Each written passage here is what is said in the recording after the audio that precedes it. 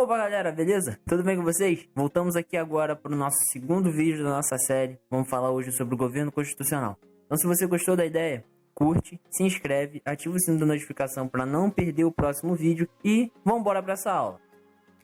Então galera, o governo constitucional foi o período em que Vargas esteve na presidência entre 1934 e 1937 e que tinha uma constituição que ele tentaria derrubar futuramente. Esse governo ele teve seu início marcado por uma grande expectativa pela democratização da nação, em decorrência da descentralização do poder do executivo e da própria promulgação da nova Constituição.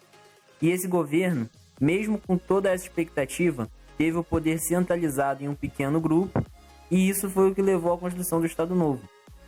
E Vargas, nesse período de 3 anos do governo constitucional, atuou na construção do Estado Novo, buscou aumentar seus poderes como presidente e radicalizou a forma como governava o país. Ele passou a ser muito mais ditador.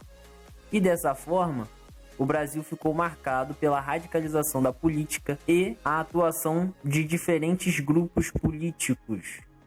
Essa tendência se deu pelo cenário mundial, em que regimes totalitários como o nazismo davam certo e evoluíam bastante a economia. Esses regimes não valorizavam a democracia e nem o liberalismo econômico, e os grupos que detinham poder tentavam emplacá-lo no Brasil.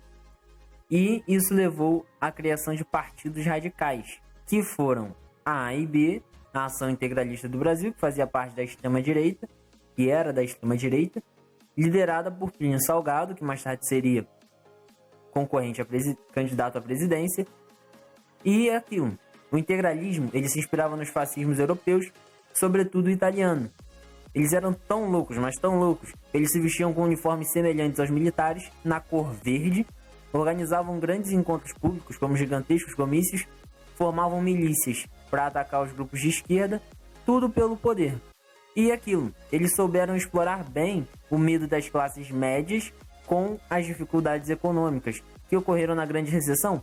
Eles culpavam o comunismo dessa grande recessão de 1929. E do outro lado tínhamos a ANL, que era a Aliança Nacional Libertadora, que era o nosso partido de esquerda. Ela era apoiada pelo Partido Comunista do Brasil, o PCB, que mais tarde viraria o famoso PCdoB. E o que acontece? Ela se inspirava no comunismo soviético, que na época era controlado por Joseph Stalin. Esse partido não tinha nenhum líder nomeado, mas tinha Luiz Carlos Prestes como presidente de honra. Ele foi nomeado presidente de honra pelas suas batalhas a favor do comunismo, quem ele era para o comunismo. E sobre Prestes, o que eu tenho para te dizer é que ele foi um dos tenentes que lutou contra as oligarquias de 1930 e após isso adotou o comunismo e passou a defendê-lo. Por um tempo ele morou em Moscou e depois retornou ao Brasil justamente para liderar a ANL.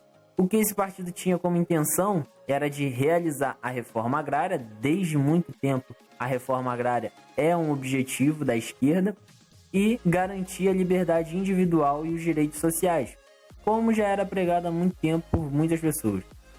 E o que acontece? Para tentar tomar o poder de volta, realizou a intentona comunista de 1935 entre 23 e 27 de novembro.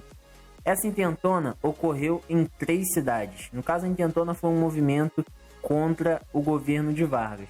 Ela ocorreu no Rio, em Recife e em Natal. A intenção, como eu já disse, era derrubar Vargas do poder. Ela contou com o apoio de militares que eram de esquerda. Curioso, os militares que apoiavam Vargas, alguns eram de esquerda, mas é aquilo, dentro de uma cesta de laranja, às vezes há algumas tangerinas.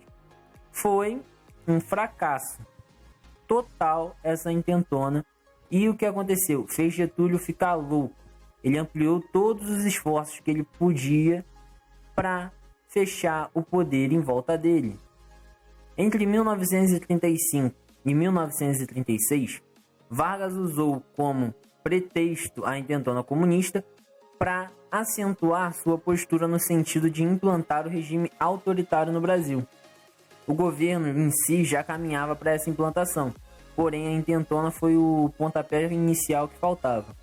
E isso levou a medidas como a aprovação, em março de 1935, da Lei de Segurança Nacional, que fornecia ao governo o poder de combater crimes contra a ordem social, por exemplo, os movimentos da ANL.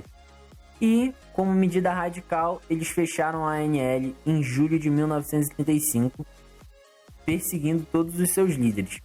E o que acontece? A perseguição aos comunistas que participaram da intentona criou o Tribunal de Segurança Nacional. Esse era extremamente rígido em seus julgamentos. Para vocês terem ideia, eles usavam, durante os interrogatórios, o uso regular da tortura e outras técnicas de interrogatório que não são consideradas legais.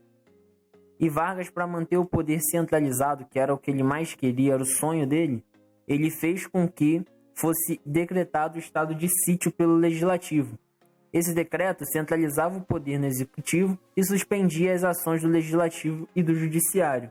A Lei de Segurança Nacional, após esse decreto, sofreu grande endurecimento por Vargas. Seus termos ficaram muito mais duros, ficaram muito mais rígidos. E, em 1936, o estado de sítio teve seu período ampliado. Era para durar alguns meses e acabou durando muito mais tempo. Entre 36 e 37, a perseguição aumentou aos parlamentares do Congresso Nacional. Inclusive, 4 deputados foram presos nesse período.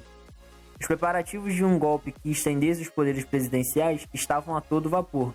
Dessa forma, a gente vai chegar ao golpe do Estado Novo, que tinha como objetivo garantir a continuidade de Getúlio Vargas no poder. E para isso, Vargas tinha que acabar com todas as eleições. Então, entre 36 e 37, começaram a surgir candidatos para a eleição de 1938. Armando Salles foi um deles, ele era o governador de São Paulo, que tinha sido eleito por Vargas, que Vargas tinha colocado ele lá. Lembra da troca do interventor por um civil? Esse era Armando Salles.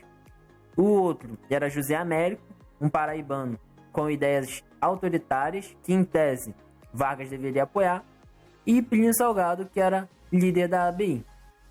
Vargas atuou durante esses anos neutralizando os candidatos com a ajuda do exército. Além disso, ele explorou o medo da população, sobretudo da classe média.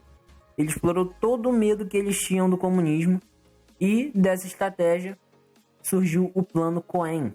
O Plano Cohen nada mais é do que um documento forjado pelos integralistas, no caso a ABI, que foi escrito por Olímpio Mourão, que narrava um suposto golpe comunista ao Brasil. Esse documento foi apresentado em setembro de 1937. Meses depois do Plano Cohen, Vargas autorizou o cercamento do Congresso. Não é um fechamento total, mas ninguém entra, ninguém sai, ninguém trabalha. Então, o Congresso não estava funcionando. E também foi apresentada uma nova Constituição, que foi redigida por Francisco Campos, que era ministro da Justiça e defensor da implantação da ditadura no Brasil. E o que acontece? Todas essas medidas resultaram no Estado Novo. O Estado Novo foi implantado em 10 de novembro de 1937, em plenas terras tupiniquins. E dessa forma, a gente vai ter o nosso gancho para o próximo vídeo, que é o Estado Novo. Se você gostou, não esquece de curtir, compartilhar, se inscrever, ativar o sininho e comentar o que você mais gostou, ok? Então, é isso. Um forte abraço, vou indo nessa. Até a próxima. Fui!